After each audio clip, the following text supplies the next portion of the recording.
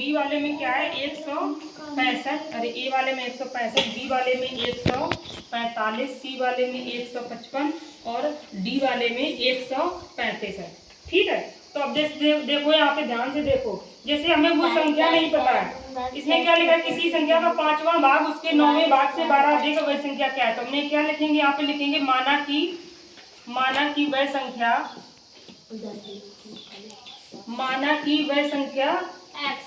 x है, या English में लिखना तो लिख लो let us suppose that the number x है। ठीक है वही, तो माना की संख्या वह x है, तो माना कि वह संख्या क्या है x है। ठीक है, तो हमने वही किया है कि वही जो x संख्या है उस संख्या का 5वां भाग मतलब 1/5वां भाग पूछा है। ठीक है, किसी संख्या x है उसका 1/5वां भाग जो है उसके 9वें भाग से, हमने यहाँ पे इसका कर दिया 1/, जब भी ऐसे वाले क्वेश्चन है तो उसका 5वां भाग कर दो और एक साइड लिख दो उसका 9वां भाग, दोनों साइड लिख लो है। ऐसे वाले क्वेश्चन को हमेशा कंपेयर करते हैं।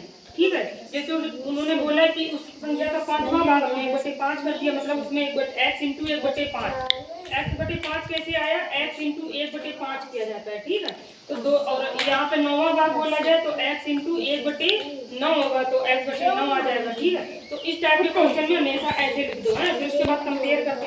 अब उन्होंने बोला 12 अधिक है, ठीक है, उसके 9वें भाग से 12 अधिक है, अगर वो बोले अधिक है तो वहाँ पे प्लस कर देते हैं उतना।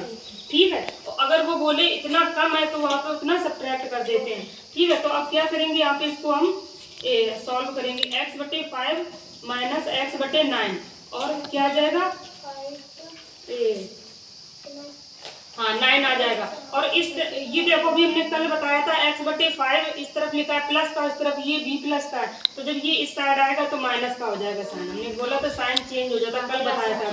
तो अब 9 और 5 का क्या ले लेंगे, एलसीएम, तो 9 5 का एलसीएम हमने निकाल लेंगे, देखो 45 ही आएगा, निकाल लो चाहे। ठीक है, और एक और तरीका सीख लो, जब कोई भी संख्या का एलसीएम उनका डायरेक्ट प्रोडक्ट होता है, मल्टीपल होता है, अगर दोनों संख्याओं का एलसीएम अगर हम निकालने जाएं, अगर वो दोनों संख्याएं अपने आप में प्राइम नंबर है, अभाज्य संख्याएं हैं।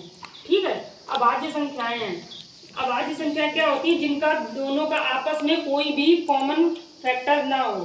कॉमन फैक्टर क्या होता है, ये उसकी जो समान गुणनखंड, कॉमन फैक्टर को बोलते हैं, क्योंकि 5 और 9 में कोई भी कॉमन फैक्टर नहीं है, तो डायरेक्ट उसका हम एलसीएम लिख देंगे 9 नंबर जो जैसे अपनी ही टेबल में आए और किसी की टेबल में ना आए, मतलब खुद वही नंबर हो या तो 1, तो हम देखो इसका हमने डायरेक्ट लिख दिया 45। ठीक है, हमने नहीं इसका एलसीएम निकाला, तो जब हम देखो अब इसका इसमें करेंगे तो कितना आ जाएगा, x इंटू, ठीक है, इसका हमने इसमें मल्टीप्लाई, अरे भाग दिया तो कितना आया 9 का x में मल्टीप्लाई कर दिया। ठीक है, माइनस 9 का फिर हमने इसमें किया तो कितना आएगा 5 आएगा, क्योंकि 9 × 45 x का मल्टीपल हो जाएगा, मल्टीप्लाई हो जाएगा, इक्वल 12 लिख देंगे। अब क्या हो गया, देखो यहाँ पे इसको सॉल्व करेंगे। ठीक है, 9 इंटू x क्या हो गया 9x माइनस का 5x/45। ठीक है, इक्वल 12 है, इससे इसको घटाएंगे 9x से 5x को, 9 में से 5 के, जब भी x ऐसा कुछ लिखा हो सेम वाला सब्ट्रैक्ट करते हैं। ठीक है, 9 में से 5 के कितना आया 4, तो 4x बचे। ठीक है, 4x/45 इक्वल 12 है, और जब भी ऐसा कुछ हो इक्वल, हमने बोला था कि इसको ऐसे ऊपर का कैंसिल करते हैं, नीचे का नीचे कैंसिल करते हैं। ठीक है, जब भी ऐसे इक्वल में लिखा हो, दो फ्रैक्शन इक्वल में हो। ठीक है, तो ये कितने से करेंगे 4 3 12।